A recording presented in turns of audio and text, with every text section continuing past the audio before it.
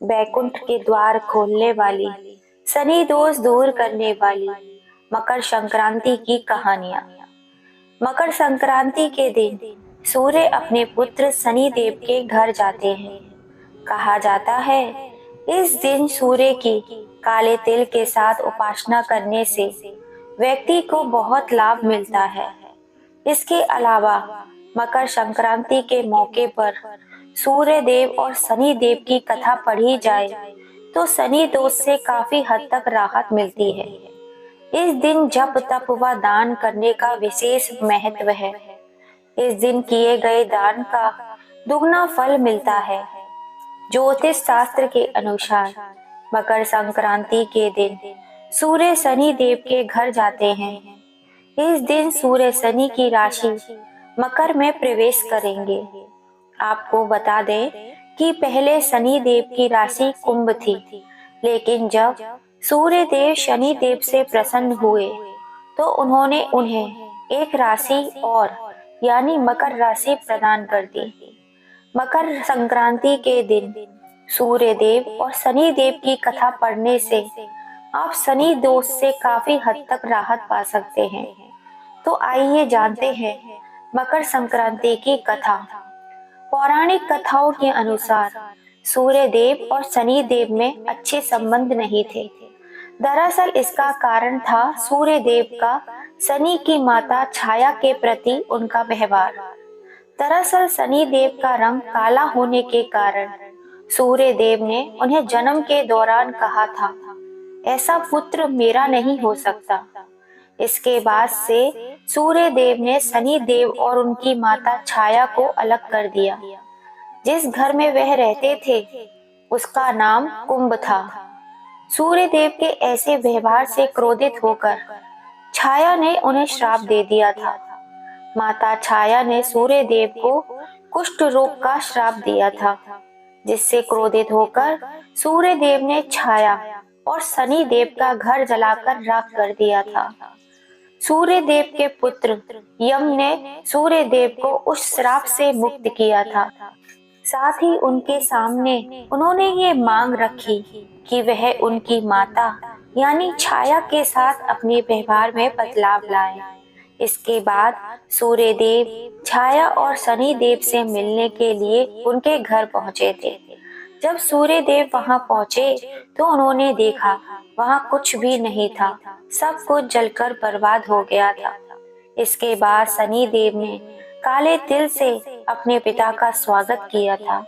शनि देव के ऐसे व्यवहार से प्रसन्न होकर सूर्य देव ने उस दिन उन्हें नया घर दिया, जिसका नाम था मकर। इसके बाद से ही शनि देव दो राशियों कुंभ और मकर के स्वामी हो गए। शनि देव के इस व्यवहार से प्रसन्न होकर सूर्य देव ने उन्हें यह भी कहा, जब भी वह मकर संक्रांति के मौके पर उनके घर आएंगे तो उनका घर धन धान्य से भर जाएगा, उनके पास किसी भी वस्तु की कमी नहीं रहेगी। साथ ही यह भी कहा, इस दिन जो लोग भी मकर संक्रांति के मौके पर मुझे काले तिल अर्पित करेंगे उनके जीवन में सुख समृद्धि आएगी। इसीलिए मकर संक्रांति के मौके पर सूर्य देव की पूजा में काले तिल का इस्तेमाल करने से व्यक्ति के घर में धन धान्य की कोई कमी नहीं रहती है। बोलो सूर्य देव भगवान की जय, बोलो शनिदेव भगवान की जय। दोस्तों, धार्मिक मान्यताओं के अनुसार अपने जीवन काल में एक बार हर मनुष्य को धर्मराज जी की कहानी जरूर सुननी चाहिए। कहते हैं कहानी सुनने मात्र से ही बैकुंठ धाम के सारे रास्ते खुल जाते हैं। पौराणिक कथाओं के अनुसार एक गांव में बुढ़िया माई रहा करती थी। एक बुढ़िया माई थी, वह व्रत नियम बहुत रखती थी। एक दिन भगवान के घर से यमदूत लेने आए। बुढ़िया माई यमदूत के साथ चली गई। आगे गहरी नदी बह रही थी। बुढ़िया माई डूबने लगी। तब यमदूत ने पूछा, माई गाय दान की है या नहीं? बुढ़िया माई ने मन में गाय माता का ध्यान किया तो गाय माता उपस्थित हो गईं। गाय की पूंछ पकड़कर बुढ़िया माई ने नदी पार कर ली। आगे गई तो काले कुत्ते खाने को दौड़ रहे थे। तब यमदूत ने पूछा, कुत्ते को रोटी खिलाई है कि नहीं? बुढ़िया माई ने मन ही मन कुत्ते का ध्यान किया तो कुत्ते चले गए। आगे चली तो काले कौवे बुढ़िया माई को चोंच मारने लगे। तब यमदूत ने कहा, ब्राह्मण की बेटी को सिर में तेल लगाने को दिया या नहीं?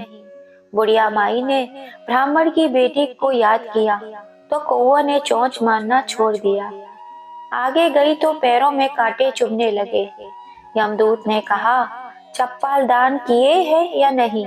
बुढ़िया माई ने याद किया तो चप्पल पैरों में आ गई।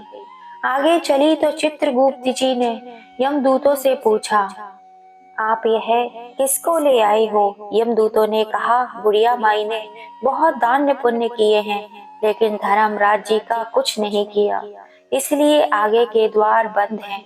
तब बुढ़िया माई ने विनती की कि मुझे 7 दिनों के लिए धरती पर जाने दो। मैं इन 7 दिनों में धर्मराज जी की कहानी सुनकर उद्यापन कर वापस आ जाऊंगी। धर्मराज जी ने उसके प्राण लौटा दिए। धरती पर बुढ़िया माई के शरीर में जान वापस आ गई। सभी लोग बुढ़िया माई को जीवित देखकर भूतनी भूतनी चिल्लाकर भाग खड़े हुए। बुढ़िया माई अपने घर आई। बेटे बहू से कहा, मैं भूतनी नहीं हूँ, मैं तो धर्मराज के कहे अनुसार वापस आई हूँ। मैं प्रत्येक दिन धर्मराज की कहानी सुनकर उसका उद्यापन करके वापस परलोक चले जाऊंगी। यह सुनकर बेटे बहू ने पूजा की सभी सामग्री ला दी, लेकिन कहानी के समय हुकारा नहीं भरा। तब बुढ़िया माई पड़ोसन के पास गई। पड़ोसन ने कहानी सुनी और हुकारा भी भरा। बुढ़िया माई ने 7 दिनों के पश्चात उद्यापन पर दान किया। 7वें दिन धर्मराज जी ने बुढ़िया माई के लिए स्वर्ग से विमान भेजा। विमान देखकर सभी गांव वालों ने स्वर्ग जाने के लिए कहा। तब बुढ़िया माई ने कहा, मेरी कहानी तो केवल पड़ोसन ने सुनी है। यह सुनकर सभी गांव वालों ने बुढ़िया माई के पांव पकड़ लिए और धर्मराज जी की कहानी सुनाने को कहा। बुढ़िया माई से कहानी सुनने के बाद सभी गांववासी विमान में बैठकर स्वर्ग पहुंच गए। सभी गांववासी को देखकर धर्मराज ने कहा, मैंने तो केवल बुढ़िया माई के लिए विमान भेजा था। बुढ़िया माई ने कहा, मेरी कहानी इन सभी ने सुनी है, इसीलिए मेरा आधा पुण्य इन्हें दे दो और स्वर्ग में बास भी दे दो। तब धर्मराज जी ने सभी गांव वासियों को स्वर्ग में बास दे दिया। सो हे धर्मराज जी, जैसे बुढ़िया माई को स्वर्ग दिया वैसे ही सबको देना, कहानी सुनने वाले को, कहानी कहने वाले को और कहानी सुनते सुनते होकारा भरने वाले को। दोस्तों, ये कहानी है एक सच्ची भक्ति की। एक बुढ़िया माई थी जो धार्मिक ग्रंथों और लोक कथाओं में बताई जाती है। यह कहानी धर्म, करुणा और सच्ची भक्ति का संदेश देती है। बहुत समय पहले की बात है। एक छोटे से गांव में एक बुढ़िया माई रहती थी। वे बेहद गरीब थी, लेकिन उसका दिल बहुत बड़ा था। वे पूरी तरह भगवान पर निर्भर रहती थी और उनकी भक्ति में ही अपना जीवन बिताती थी। बुढ़िया माई के पास कुछ भी नहीं था। खाने के लिए भी उसे दूसरों पर निर्भर रहना पड़ता था, लेकिन वह कभी किसी से कुछ नहीं मांगती थी। वह भगवान का नाम जपते हुए यही कहती थी, जो मेरे कर्मों में लिखा है वह भगवान दे देंगे। एक दिन बुढ़िया माई की उम्र पूरी हो गई और उसका मृत्यु का समय आ गया। धर्मराज ने अपने दूतों को भेजा कि वे जाएं और बुढ़िया माई की आत्मा को यमलोक ले आएं। धर्मराज के दूत गांव पहुंचे और बुढ़िया माई को बताया कि उसका समय अब पूरा हो गया है। बुढ़िया माई मुस्कुराते हुए बोली, अगर मेरा समय पूरा हो गया है तो मैं चलने को तैयार हूँ, लेकिन मुझे एक बार अपने भगवान का नाम लेने दो। वह भगवान का नाम जपने लगी। धर्मराज ने यमलोक से ये सब कुछ देखा। उन्हें बुढ़िया माई की भक्ति और उसके सरल स्वभाव को देखकर अचंभा हो रहा था।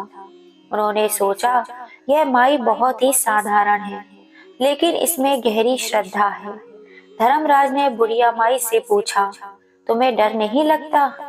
मृत्यु का समय आ गया है, फिर भी तुम इतनी शांत हो। बुढ़िया माई ने उत्तर दिया, हे धर्मराज, आप तो स्वयं न्याय के देवता हैं। अगर मैंने अपने जीवन में अच्छे कर्म किए हैं तो मुझे स्वर्ग मिलेगा। अगर मैंने बुरे कर्म किए हैं तो नरक जाने को तैयार हूँ। लेकिन मुझे विश्वास है मेरे भगवान ने मेरे लिए जो भी निर्णय लिया है वह सही होगा। धर्मराज बुढ़िया माई की निस्वार्थ भक्ति और भगवान पर अड़िग विश्वास से प्रभावित हो गए। उन्होंने अपनी पुस्तक में देखा कि बुढ़िया माई ने कभी किसी का अहित नहीं किया था। उसका जीवन भले ही कठिनाइयों में बीता हो, लेकिन उसने सच्चाई, ईमानदारी और भक्ति का मार्ग कभी नहीं छोड़ा। धर्मराज ने बुढ़िया माई से कहा, हे माई, तुम्हारे अच्छे कर्म और भगवान पर विश्वास ने तुम्हें मुक्त कर दिया है। अब तुम्हें यमलोक या स्वर्ग जाने की आवश्यकता नहीं है। तुम्हारी आत्मा सीधा भगवान के चरणों में जाएगी। धर्मराज के आदेश पर बुढ़िया माई की आत्मा तुरंत भगवान विष्णु के धाम चली गई। वहां भगवान विष्णु ने उसे अपने दिव्य लोक के स्थान दिया। बुढ़िया माई की यह कथा पूरे गांव में फैल गई और सबने समझा कि सच्चा धर्म और भक्ति ही जीवन का सबसे बड़ा आधार है। इस कहानी से हमें ये सीख मिलती है कि ईश्वर पर अड़िग विश्वास और सच्चाई का मार्ग अपनाने से जीवन की सभी कठिनाइयां समाप्त हो जाती हैं। मृत्यु से डरने की आवश्यकता नहीं है, क्योंकि अच्छे कर्म और भक्ति हमें मोक्ष का मार्ग दिखाती है। धर्मराज का न्याय सच्चा और निष्पक्ष होता है, लेकिन करुणा और भक्ति उन्हें पिघला सकती है। बोलो धर्मराज भगवान की जय। दोस्तों, आपको ये कहानी पसंद आई हो तो प्लीज ज्यादा से ज्यादा शेयर कीजिए, लाइक कीजिए, कमेंट कीजिए।